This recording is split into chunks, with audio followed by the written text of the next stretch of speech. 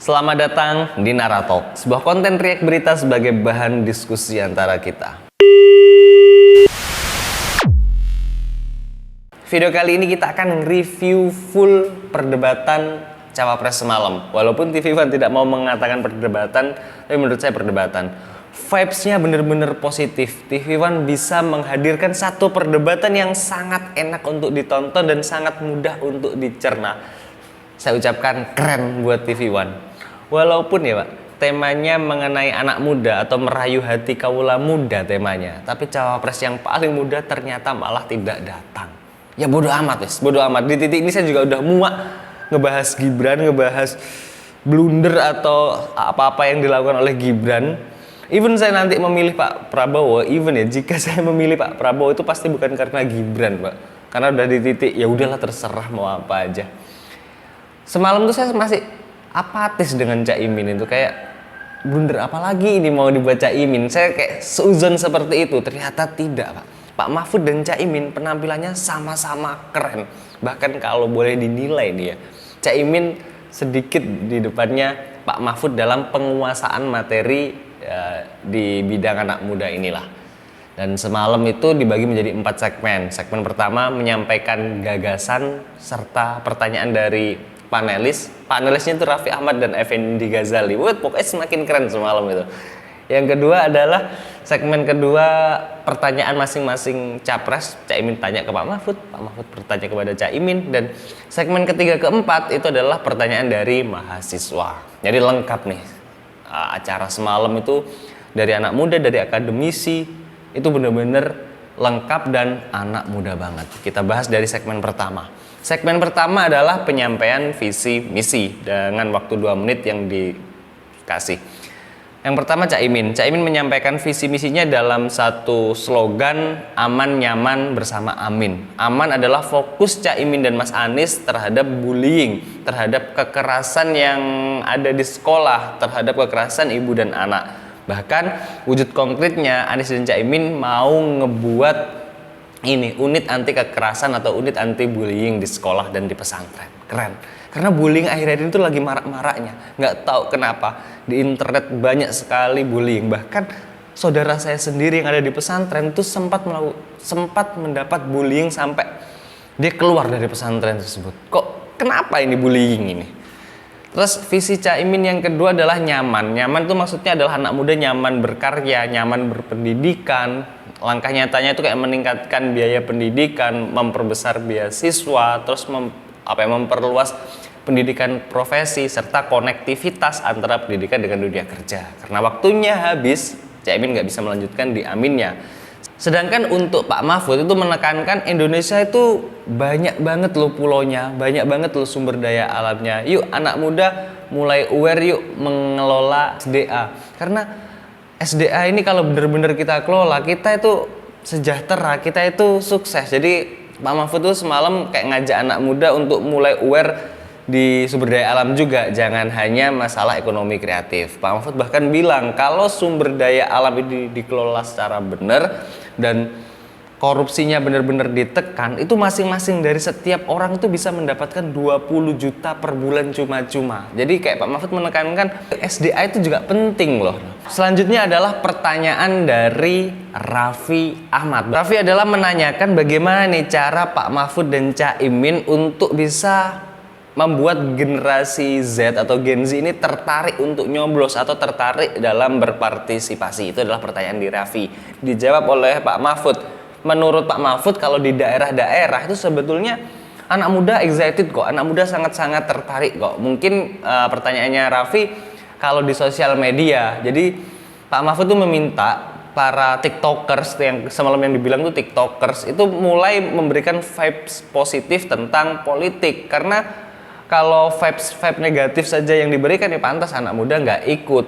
Terus belum lagi Pak Mahfud tuh menambahkan kalau kita menghindari politik dan kita nggak aware terhadap politik, kita akan menjadi korban politik. Itu jawaban dari Pak Mahfud.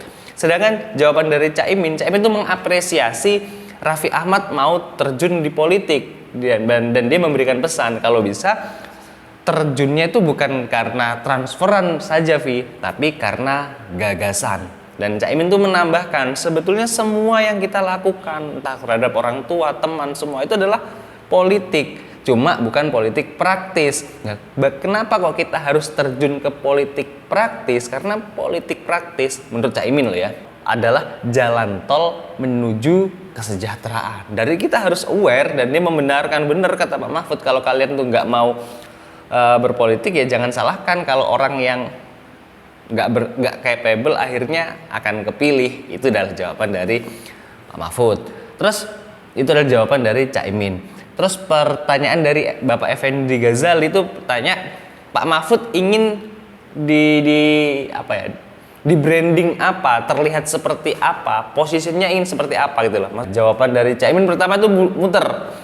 Karena Caimin masih belum paham mungkin dengan pertanyaannya Effendi Ghazali. Menerangkan karir politiknya, dia melanjutkan menerangkan aman nyaman bersama Amin tadi. Terus giliran Pak Mahfud yang menjawab. Pak Mahfud ingin terlihat tegas, berintegritas gitu loh. Pokoknya ketika mengambil keputusan ya udah tak ambil keputusan, ketika ada resiko tak ambil, nggak tak lempar kemana-mana. Setelah itu dikembalikan lagi sama Effendi Ghazali ke Caimin loh. Itu loh kayak Pak Mahfud, maksudnya Effendi Ghazali itu seperti itu. Kemudian begitu ya. Oh begitu ya, itu kata Caimin. Akhirnya dijawab lagi. Kata Caimin, saya tuh ingin dilihat sebagai sosok yang memberi solusi dan sosok wapres yang bisa menjadi harapan dan teman bagi rakyatnya. Bahlah masalah gimmick ya ibu-ibu hamil itu. Kalau saya di titik ini kayaknya si Effendi Ghazali sedang nyindir Gibran nih, tapi ya udahlah kita lanjut di segmen kedua. Di segmen kedua diawali dengan pertanyaannya Pak Mahfud terhadap Caimin. Caimin, jika nanti Anda jadi wakil presiden, bagaimana cara Anda menyelesaikan masalah ketenaga kerjaan serta mental health? Jawabannya Caimin yang pertama adalah kita harus menganggap atau mengalokasikan dana untuk anak muda itu sebagai investasi.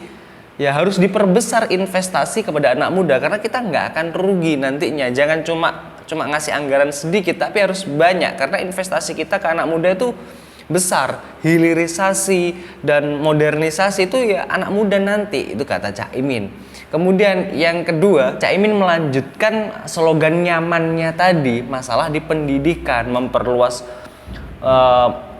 memperluas beasiswa, mengkonektivitaskan antara pendidikan dan tenaga kerja. Pokoknya Caimin menerangkan masalah nyamannya tadi. Dan untuk masalah mental health, Caimin tuh berencana mau kayak ngebuat klinik mental health yang ada psikologinya dan membuat kayak website atau aplikasi yang concern di hal itu. Jadi kayak membuat pelayanan publik tentang mental health, tentang kesehatan mental. Dan jawaban Caimin terhadap pertanyaannya dari Prof Mahfud itu disambut positif juga oleh Prof Mahfud. Oh ya Cak, bagus jawabannya. Kemudian dikembalikan lagi oleh Caimin pertanyaannya. Bagaimana nih Prof, kok pemerintah saat ini kayak kurang concern atau kurang maksimal dalam memperhatikan dunia kreatif, khususnya anggarannya? Dijawab nih sama Prof Mahfud. Oh iya Cak, nanti kedepannya akan kita tingkatkan untuk masalah anggarannya karena kita belum memiliki landasan hukum yang kuat. Tapi kita juga nggak yang banget nggak memikirkan anak muda banget kok. Kita sudah fokus di jaringan BTS di seluruh Indonesia, bahkan hampir 100% Cak.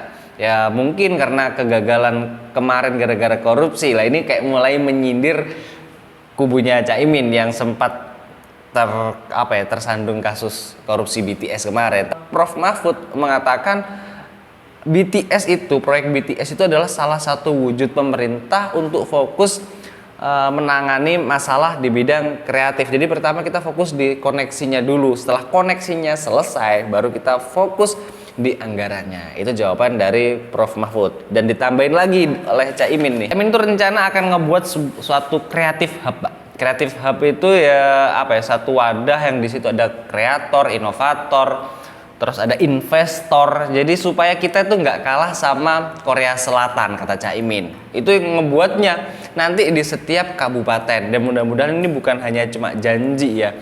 Karena Caimin nggak mau nih kita kalah dengan Korea Selatan yang dimana ekonomi kreatif ya benar-benar mendunia. Belum lagi ditambahin nih sama si Raffi. Korea Selatan itu sedikit loh Pak orangnya, padahal kita tuh lebih banyak daripada dia dan kita tuh lebih indah. Tapi kenapa kok tidak seperti Korea Selatan? Jawaban Cak Imin, ya karena fokus anggarannya, fokus pemerintahnya bukan di situ. Kalau fokusnya di situ ya kita akan bisa lebih besar daripada Korea Selatan. Ditimpali lagi oleh Pak Mahfud, tapi juga nggak mendistract dari omongannya Cak Imin. Jadi kalau saya singkat di gaspol aja lah untuk mengatasi masalah ini. Gandakan anggaran, sikap anti korupsi, dan poles birokrasi supaya semua menjadi mudah. Nggak tahu lah tiba-tiba korelasi antara pertanyaan dengan gaspol itu apa, saya juga nggak tahu. Tapi di titik ini of all oke. Kita lanjut di segmen 3 dan segmen 4. Segmen 3 diawali dengan pertanyaan dari